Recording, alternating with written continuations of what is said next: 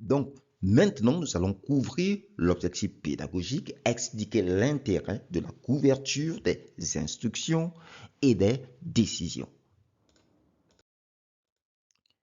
Donc, nous avons vu ces deux techniques de test boîte blanche, qui est la couverture des instructions et la couverture des décisions. Maintenant, nous allons voir laquelle est la plus forte ou comment elle se complète, etc. Bien, lorsque vous avez 100% des instructions qui sont exercées couvertes, eh bien, cela veut dire que toute instruction exécutable de votre code a été exercée au moins une fois sur la base donc de l'exécution de l'ensemble de vos cas de test. Mais cela ne garantit pas que toutes les décisions en fait, de votre code ont été testées. Par contre, lorsque vous avez 100% des décisions atteintes, cela veut dire que toute décision donc, de votre code a été testée au moins une fois, donc sur la base de l'exécution de l'ensemble de vos cas de test.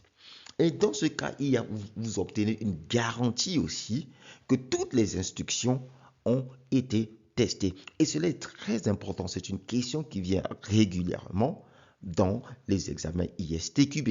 On vous demandera, on vous dira laquelle est vraie. Est-ce que 100% des instructions garantissent, d'accord, que 100% des décisions aussi sont couvertes, ou bien le contraire? Donc ça, vous devez pouvoir prendre ce point aisément. Je vous donne ici un cas. Ici, on a un système qui accepte la tranche d'âge en 18 ans et 65 ans. Et voici comment le code a été fait. Donc, l'âge est lu et on va vérifier si l'âge est en 18 et 65 ans, 18 et 65 inclus.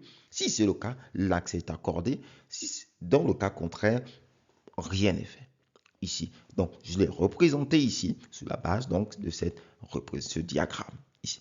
Donc, nous voyons ici, on a deux instructions, d'accord? Lire et accès accordé. Eh bien, pour exercer ces deux instructions, ici, nous avons juste besoin d'un cas de test, d'accord? Si nous avons la valeur 20, par exemple, eh bien, 20 est compris en 18 et 65, donc c'est vrai. Donc, on aura lire âge qui va être exercé et accès non accordé. Mais on n'aura pas exercé la décision faux.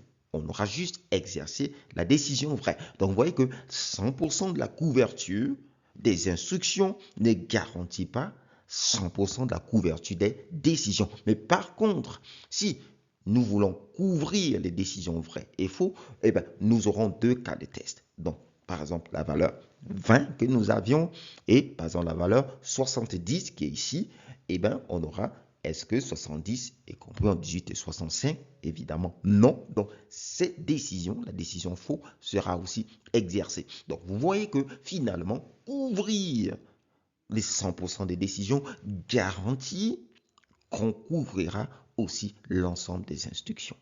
Donc, voilà. En tout cas, sur cette partie, sur les techniques de couverture de test, nous avons fait le tour. Maintenant, dans la partie suivante, nous allons voir les techniques basées sur l'expérience. Voilà, donc pour tous vos besoins en formation, en formateur ou en matériel de formation, n'hésitez pas à vous référer à Epinosis Center.